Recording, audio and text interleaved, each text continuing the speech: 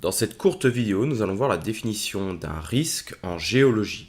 Un risque en géologie peut être défini de la façon suivante. C'est la combinaison d'un aléa et d'un enjeu. L'aléa, pour commencer, est la probabilité que se produise un événement naturel, comme par exemple une catastrophe.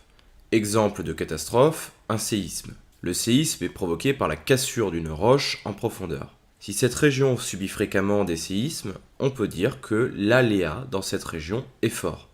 La probabilité que se produise un séisme est importante. L'enjeu, quant à lui, peut être défini de la façon suivante. C'est l'ensemble des biens et des personnes qui peuvent être affectés par l'aléa. Sur ce schéma, on peut voir qu'il y a deux villages. Entre ces deux villages, la zone n'est pas habitée. Par conséquent, on peut dire qu'au niveau du centre, l'enjeu est faible parce qu'il y a peu d'habitations, peu de population, tandis qu'au niveau des villages A et B, les enjeux sont importants. Si on combine l'aléa et l'enjeu, on obtient un risque. Dans le cas de ces deux villages, on peut constater que le risque est plus élevé pour le village B que pour le village A. Dans les deux cas, l'enjeu était fort.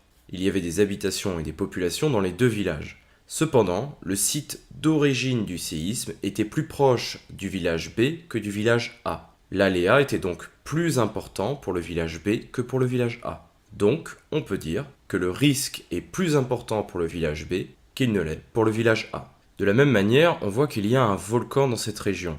S'il y a une éruption volcanique, on peut dire que le côté droit sera probablement plus affecté que le côté gauche, car la pente est plus favorable à l'écoulement de la lave. S'il y a une éruption, on peut penser que c'est le côté droit qui sera le plus exposé à la lave. Si deux villages sont présents sur le volcan, l'un sur le flanc gauche, l'autre sur le flanc droit, l'enjeu sera important dans les deux cas.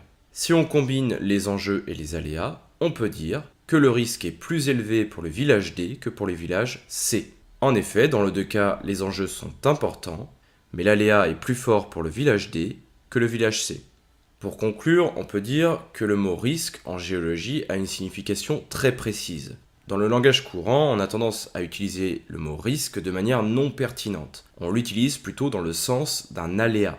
Or, on l'a vu ici, un risque n'est pas seulement un aléa, il doit également prendre en compte les enjeux.